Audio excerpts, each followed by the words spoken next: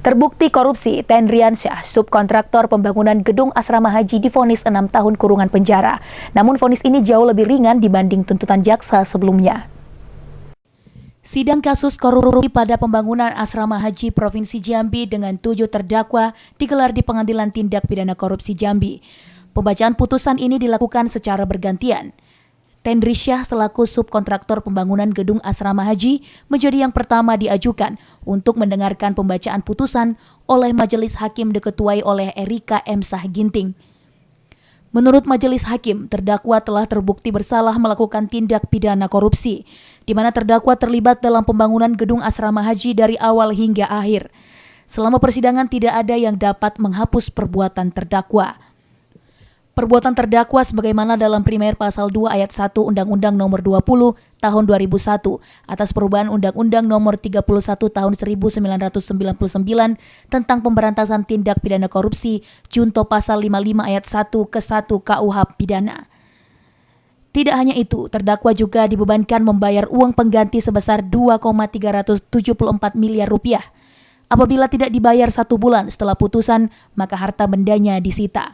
Apabila tidak mencukupi, maka diganti dengan pidana kurungan selama 2 tahun.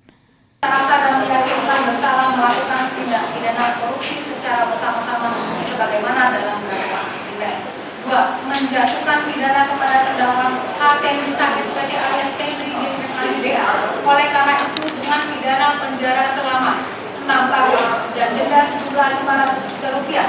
Dengan ketentuan apabila denda tersebut tidak dibayar diganti dengan pidana kurungan selama 4 bulan. 3. Menghukum terdakwa untuk membayar uang pengganti sebesar 2.300 juta rupiah paling lambat dalam waktu 1 bulan sesudah putusan ini berkekuatan hukum tetap. Jika tidak membayar maka harta benda disita dan dilarang oleh jaksa untuk menutupi uang pengganti tersebut. Dengan ketentuan apabila terpidana tidak mempunyai harta benda yang mencukupi, maka dipidana dengan pidana penjara selama 2 tahun. 4. Menetapkan masa penangkapan dan penahanan yang telah dijalani terdakwa dikurangkan seluruhnya dari pidana yang dijatuhkan.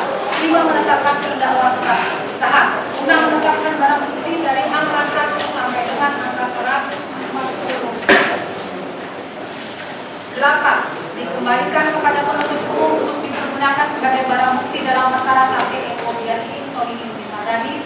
6. Membebankan kepada terdakwa membayar biaya perkara sejumlah Rp10.000.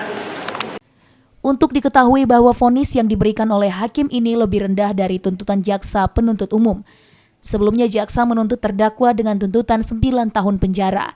Namun untuk denda dan uang pengganti yang dituntut jaksa disetujui hakim.